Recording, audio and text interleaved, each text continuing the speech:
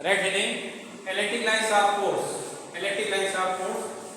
So we know that when a test charge is placed in electric field, then it experiences electrostatic force and move in the direction of force, है ना? तो अच्छा, तो electric field क्या होता है? Space around a charge in which the charge particle experience electrostatic force is called electric field. तो देखिए जैसे ये पॉजिटिव चार्ज क्यों है, नेगेटिव चार्ज क्यों है? तो ये इसके अराउंड जो है, जो स्पेस है, उसमें अगर कोई दूसरा चार्ज लाएगा तो क्या करेगा? फोर्स फील करेगा। क्या करेगा? फोर्स फील करेगा ना, ठीक है? तो वहाँ से एक लाइट पॉजिटिव चार्ज ले आते हैं, एक हल्का और बहुत ही हल्का चार्ज लाते हैं, थोड़ा सी फोर्स अगर लगेगा तो फोर्स की डायरेक्शन में मूव करेगा। आज पर जो है स्मॉल अमाउंट ऑफ चार्ज है, ठीक है? तो इस चार्ज को क्या कहेंगे? टेस्ट चार्ज कहेंगे। क्या कहेंगे? Test charge. फिर टेस्ट चार्ज यहाँ रख दें तो क्या टेस्ट चार्ज यहाँ रुकेगा? ये टेस्ट चार्ज यहाँ रुक पाएगा? नहीं रुकेगा। क्यों नहीं रुकेगा बताओ? क्योंकि जैसे टेस्ट चार्ज को रखेगा क्या करेगा? ये वाला चार्ज इसको अपने से दूर भगाएगा, है? ठीक है? कहेगा कि यहाँ मेरे रीजन में मत रहिए आप, यहाँ से, है? और ये क्या करेगा?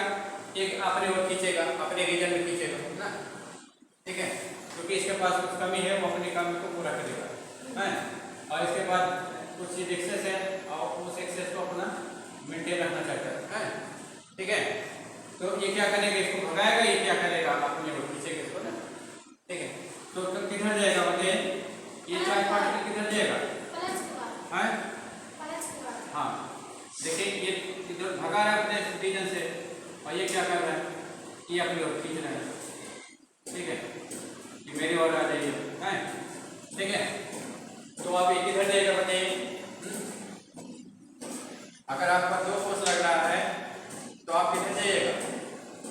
दो आदमी हैं, आपको दो, एक नाट की तरफ फोर्स लगा रहा है, एक ईस्ट की तरफ फोर्स लगा रहा है, तो आप किधर जाइएगा? नाट जाइएगा, ईस्ट जाइएगा, है?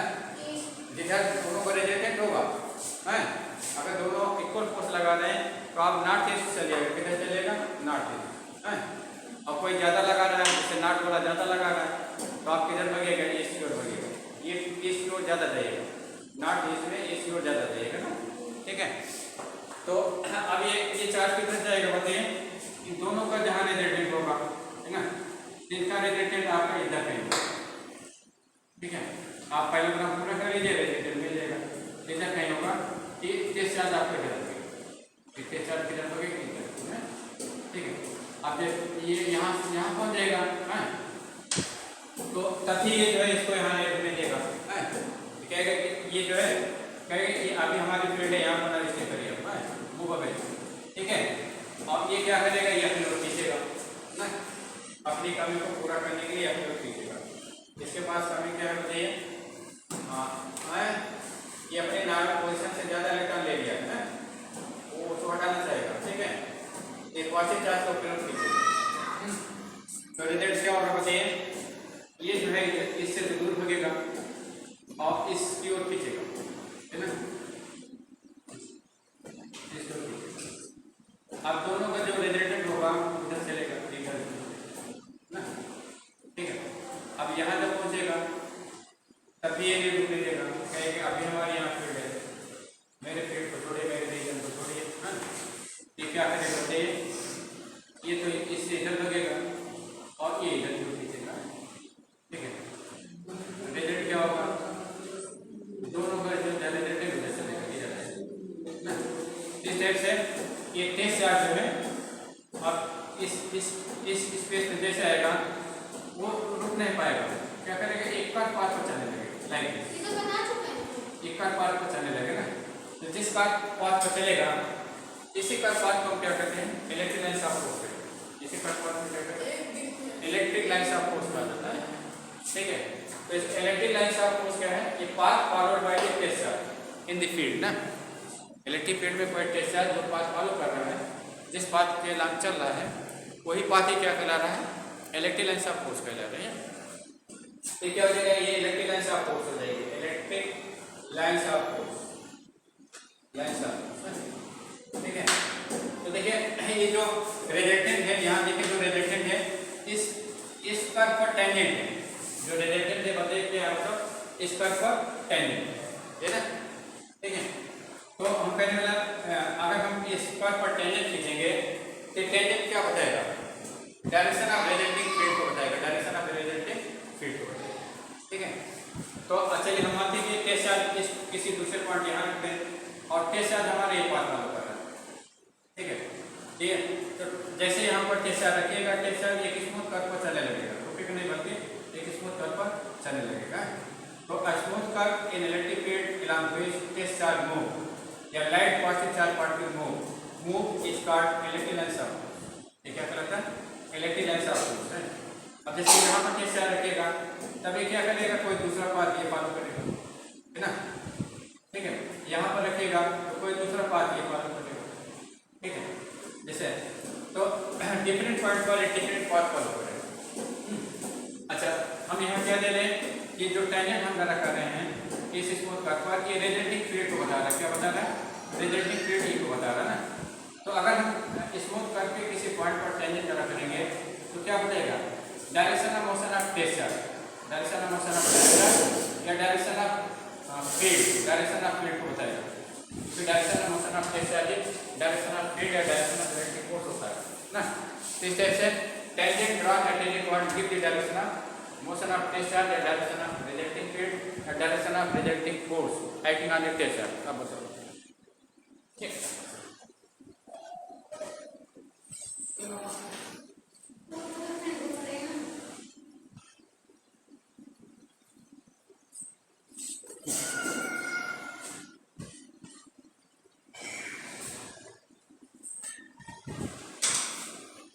तो smooth curve along which a test charge move a smooth curve, तो इलेक्ट्रिक लाइन से आपको उसकी डायरेक्शन क्या बनेगा, तो a smooth curve along which a test charge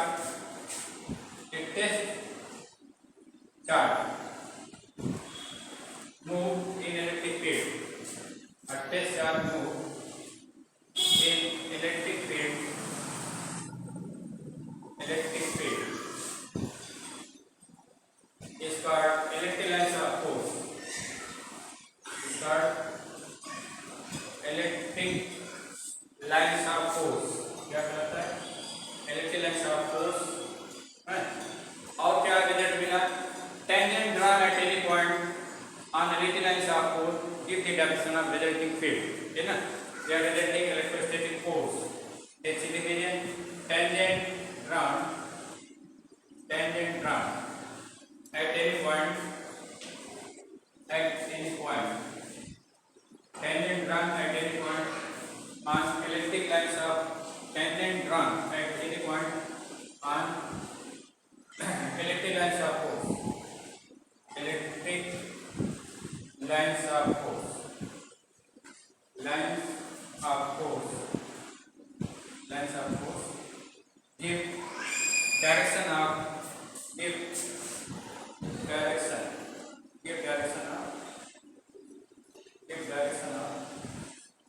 resulting electric field or electric force,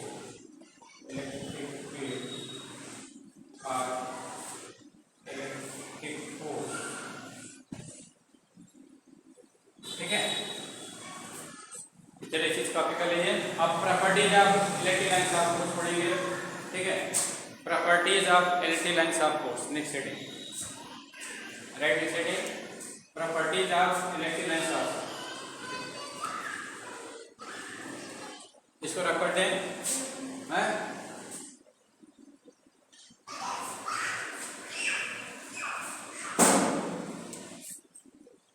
properties of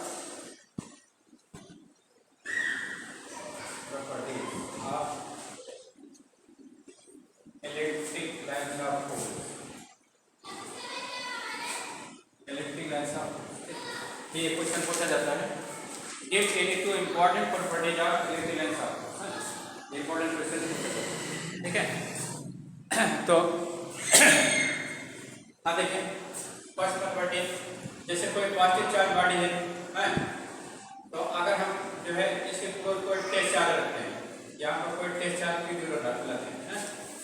positive charge body है और एक टेस्ट चार्ज Q0 डाल रहे हैं, तो Q0 क्या होगा तो रिपेल होगा ना। Q0 क्या होगा, Q0 is repelled by positive charge body. जब रिपेल होगा तो Q0 is the light positive charge ना, ठीक है, which then affect the field produced by source charge, ठीक है। ठीक, ये चार्ज क्या होगा, रिपेल होगा। जब रिपेल होगा तो रिपल्सिव फोर्स के डायरेक्शन में मूव करेगा ना। तो देखिए रिपल्सिव फोर्स किधर होगा बताओ, along the line between the center of the body and test charge, ठीक है। इस तरह से ये टेस्ट चार्ज जो है एक डायरेक्शन में मूव करेगा, ये किधर जाएगा, इनफाइनाइट हो जाएगा। कहाँ जाएगा, इनफाइनाइट, ठीक है, ठीक है। अब चलिए टेस्ट चार्ज को अगर इधर रखिएगा तो इससे फिनोमेना होगी यहाँ पे। एक हम क्या करेंगे, test charge move radially in outward direction.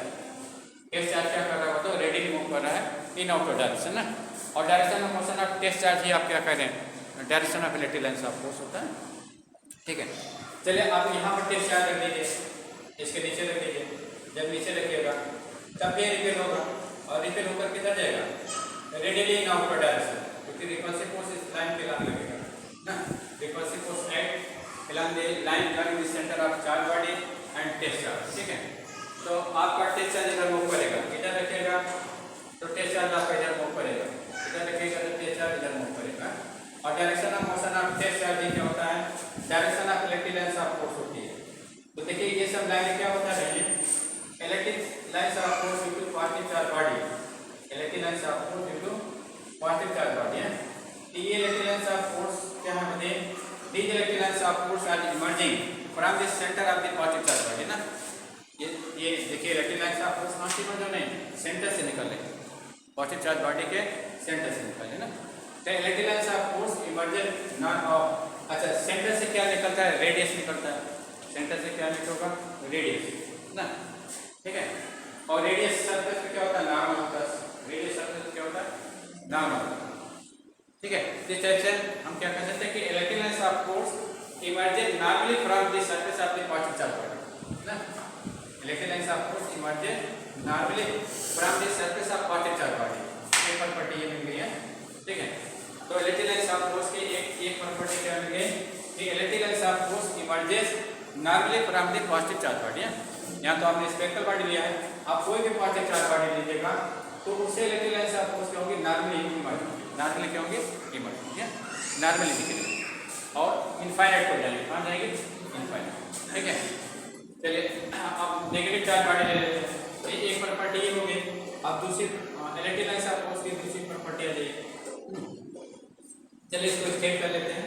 Electric lines of force emerges normally, electric lines of force emerges normally, emerges normally from the surface of positive charge body, from the surface of positive charge body, surface of positive charge body, है ना, ठीक है। एक चलिए इसे copy करिए जल्दी, अरे वैसे ठीक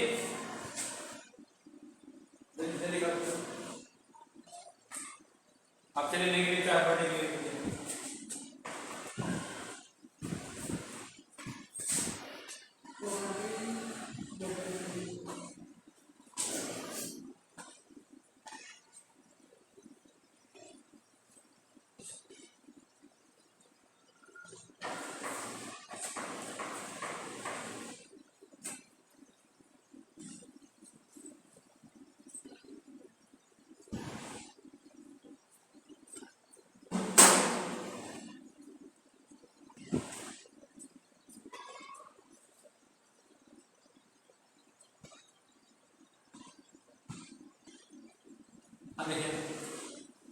जैसे कोई नेगेटिव चार्ज बॉडी है, अगर इसके कोई टेस्ट चार्ज यहाँ पर रखते हैं, ठीक है, तो test charge is positive, test charge क्या होता है, लाइट पॉजिटिव चार्ज होता है, तो ये पॉजिटिव है नेगेटिव है।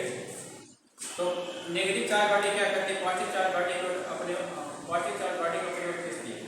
अब चूंकि लाइट है इसलिए क्या करेगा कि लाइट पार्टिकल जो है इस अट्रैक्टिव फोर्स के नाम चलने लगेगा।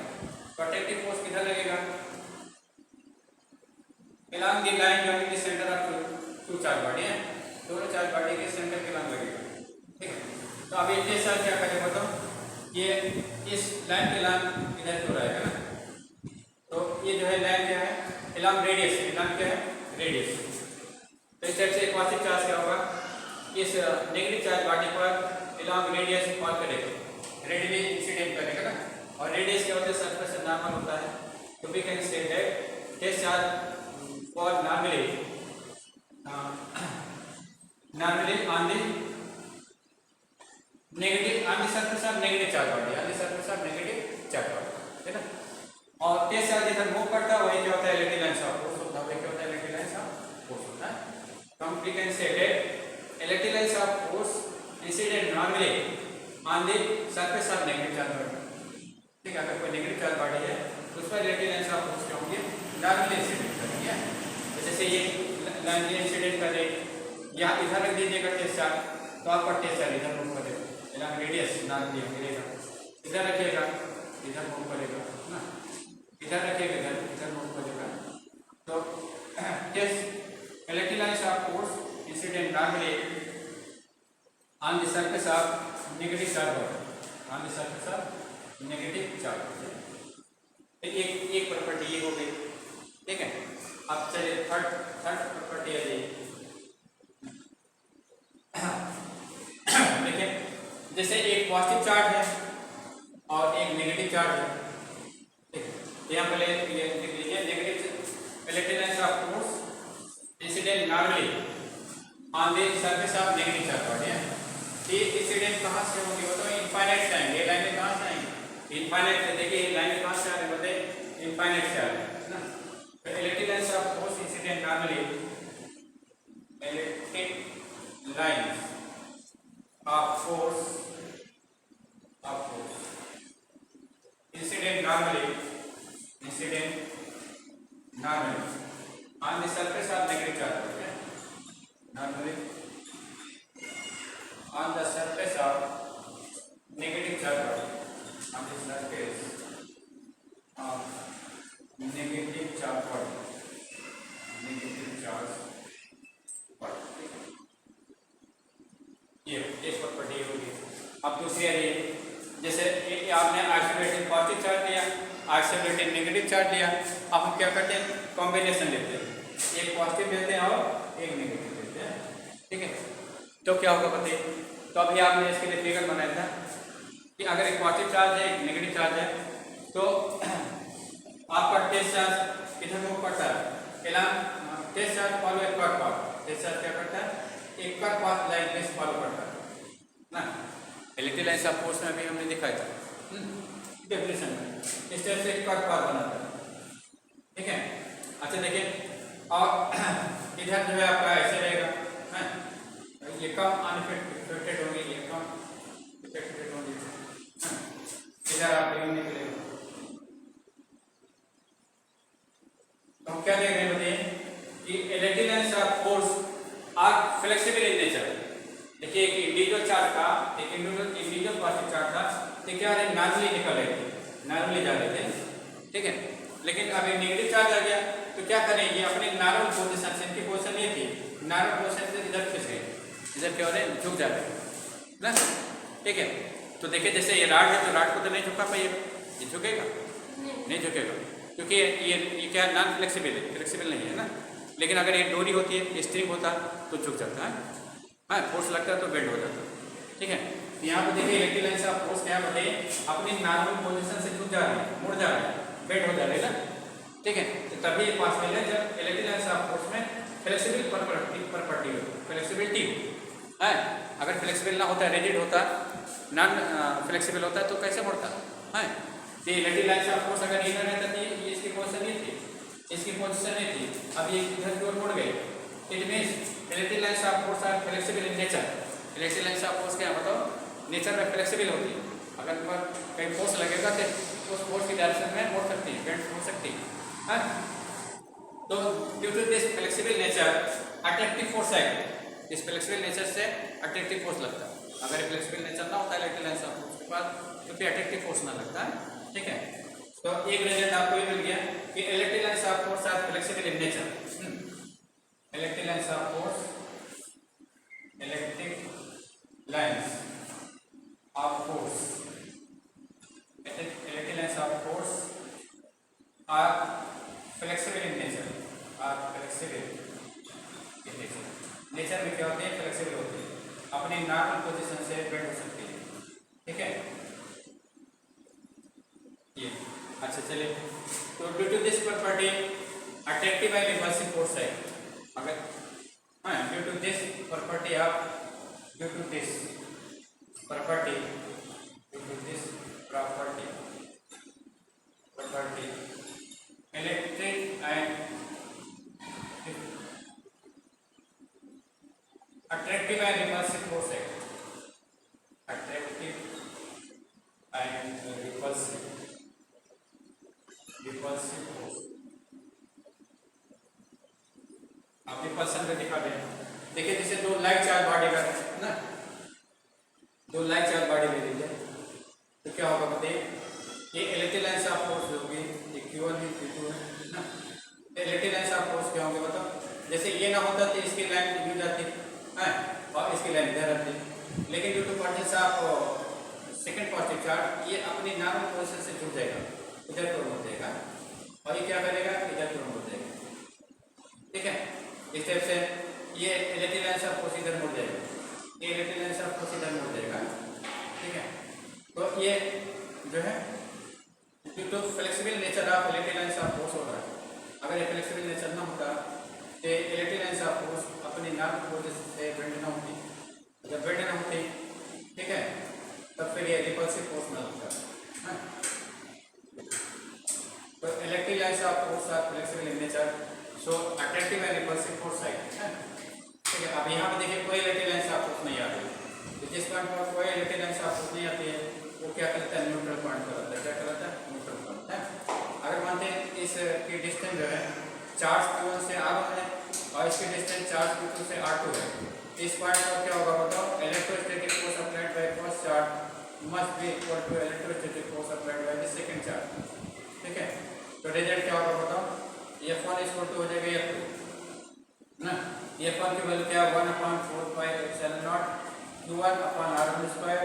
ठीक है, इक्वल टू 1/4πε0 Q2/R2 स्क्वायर। ठीक है, तो 1/4πε0 1/4πε0 कैंसिल हो गया, Q1/R1 स्क्वायर हो गया और हो गया Q2/R2 स्क्वायर है ना। इस टाइप से this is the condition for neutral point. ठीक है, एक neutral point is at distance R1 from charge Q1 and at distance R2 from charge Q2, then Q1/R1 square is equal to Q2/R2 square ना। तो from this relation it is clear that neutral point will be close to the bigger charge, smaller charge and away from the huge charge, bigger charge। ठीक है, जो charge small होगा उसके close होगा neutral point और जो charge बिगर होगा उससे दूर होगा। ठीक है,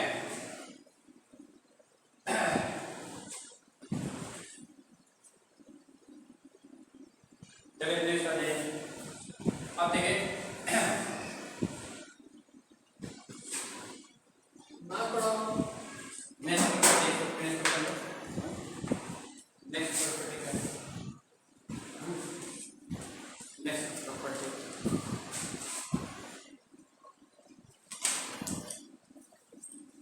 हाँ देखिए जैसे पॉजिटिव चार्ज मानते हैं और यहाँ पर नेगेटिव चार्ज है, पहले की लाइन से आपको ये चल रही है इस पॉइंट से और दूसरा मानते हैं कि इस पॉइंट की जा रही है। तो ये कंडीशन पॉसिबल है, ये कंडीशन पॉसिबल है बताइए। जैसे दो इलेक्ट्रिक लाइन से आपको यहाँ इंटरसेक्ट कर रही है इस पॉइंट पर, तो दो इलेक्ट्रिक लाइन से आपको एक पॉइंट पर कट कर सकते हैं? नहीं कट कर सकते, क्योंकि अगर इस इंटरसेक्शन पॉइंट पर हम दो टेंजेंट खींच सकते हैं। इंटरसेक्शन पॉइंट पर देखिए हम दो टेंजेंट खींच सकते हैं, एक तो इस वाले कर्व पहले कर्व पर खींच सकते हैं, मतलब फर्स्ट कर्व है, इस सेकंड कर्व है। तो फर्स्ट कर्व पर आपका टेंजेंट ये बनेगा, फर्स्ट कर्व पर टेंजेंट ये बनेगा है ना, ये टेंजेंट की डायरेक्शन होंगे। ठीक है, और सेकंड कर्व पर जो टेंजेंट बनेगा at the point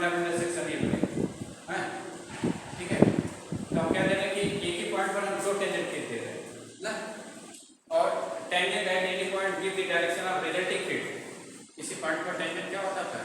resulting field को बताता है। It mean at the same point you get to resulting field, to resulting field. तो दो रिजल्टिंग फील्ड पॉसिबल नहीं है, एक पॉइंट पर दो रिजल्टिंग फील्ड पॉसिबल नहीं ना, क्योंकि रिजल्टेंट का मतलब यूनिक वन ना, ठीक है। तो लेकिन हमको अब दो रिजल्टेंट मिल रहा है, इसका मतलब एक कंडीशन पॉसिबल नहीं है। It means two electric lines of force cannot intersect each other. Two electric lines of force cannot intersect to each other. हाँ, दो इलेक्ट्रिक लाइन्स ऑफ फोर्स एक दूसरे कभी कट नहीं कर सकते, हाँ, ठीक है। तो एक प्रॉपर्टी मिल गई कि two electric lines of force, two electric lines of force can not intersect to each other.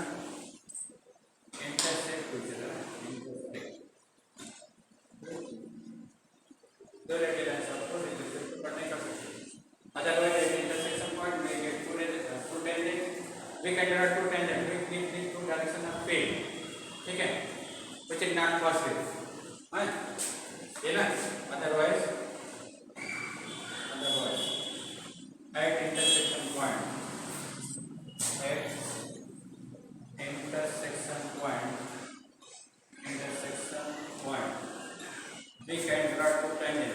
we can draw two tangents.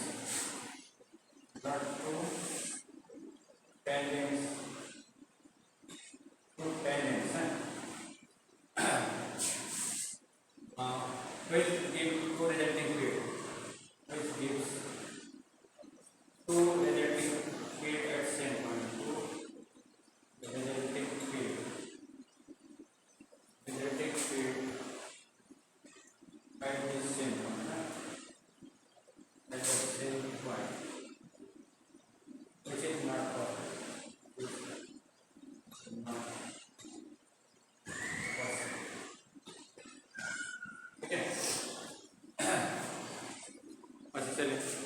और नेक्स्ट आ जाइए, जैसे uniform electric field is represented by parallel lines है। तो जैसे किसी रीजन में मानते हैं कि electric lines of force system है, तो जहां पर electric lines of force close होंगे वहां पर फील्ड डिस्टेंस ज्यादा होगा, वहां फील्ड डिस्टेंस क्या होगा? ज्यादा होगा।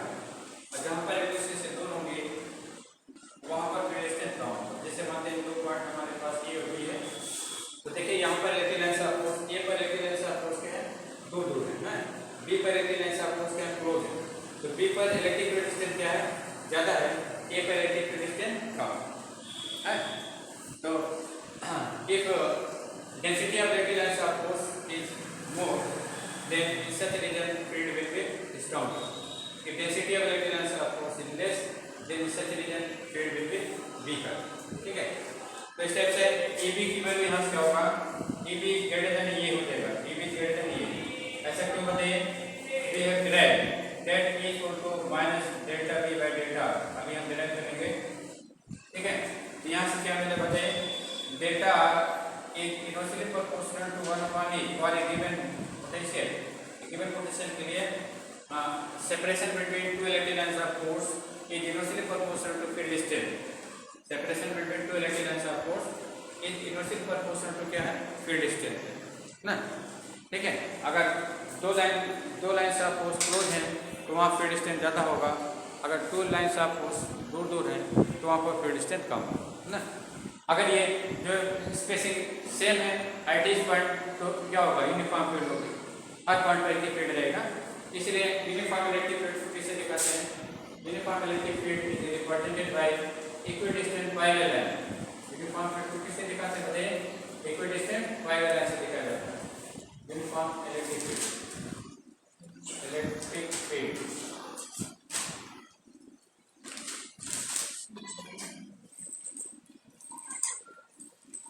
ठीक है, तो चलिए दिस चैप्टर इन। अब इस पर न्यूमेरिकल बताएंगे, ठीक है।